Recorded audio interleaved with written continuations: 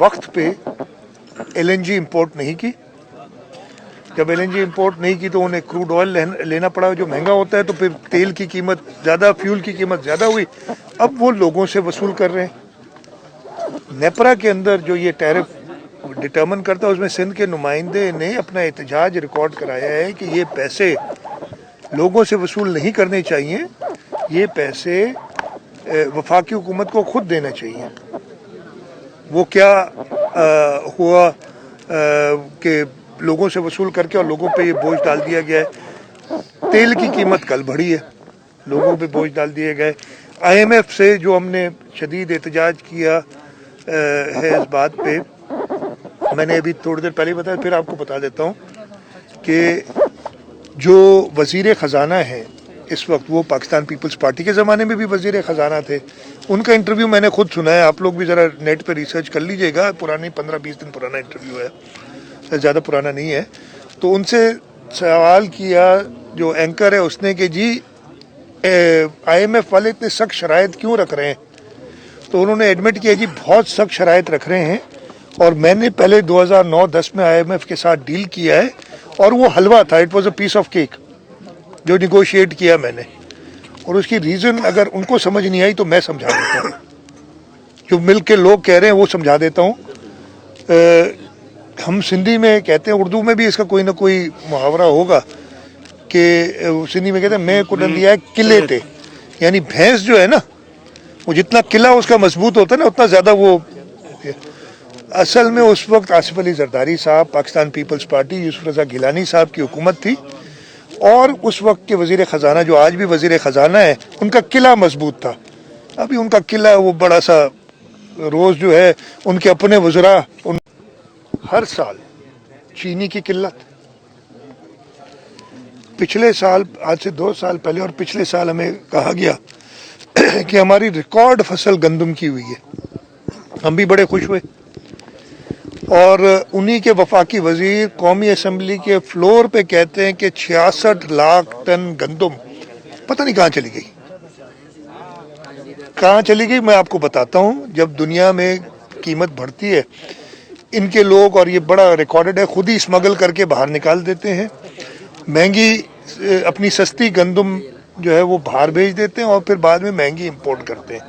चीनी के साथ भी यही हुआ, और फर्टिलाइज़र के साथ जो है वो भी यही हो रहा है। नवंबर में रिकॉर्ड पे हैं कि वफाकी वजीर की हमारी रिकॉर्ड पैदाइश है फर्टिलाइज़र की। यूरिया में हम खुद कफील हैं, हम यूरिया इंपोर्ट नहीं करते, हम DAP इंपोर्ट करते हैं। और इस साल बताया गया कि रिकॉर्ड प्रोडक्शन है यूरिया की। तो दिसंबर के मिडिल के बाद पता चलता है कि भाई यूरिया तो पता नहीं कहाँ चली गई।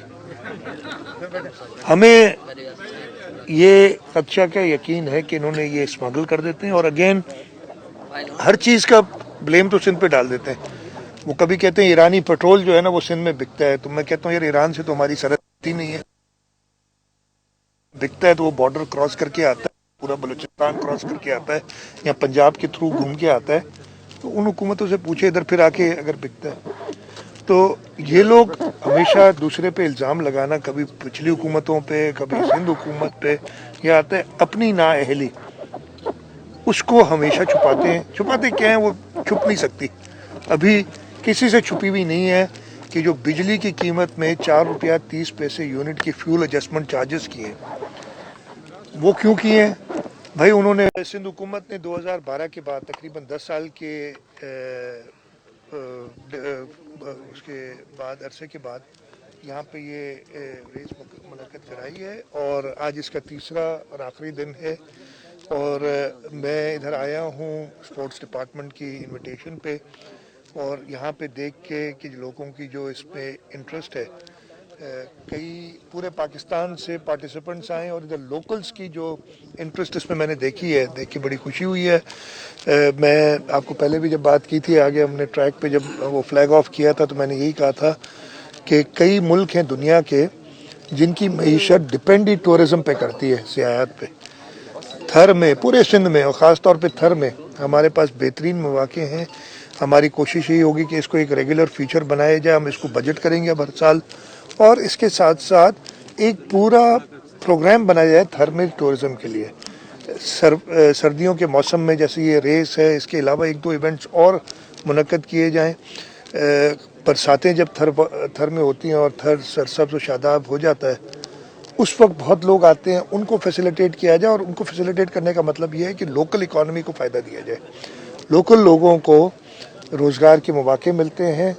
और इंशाअल्लाह ताला ये कामयाब जो इस साल अभी तक कामयाबी हुई है, इसको हम इसका फ़ायदा उठाएंगे और इसको और आगे ले जाएंगे।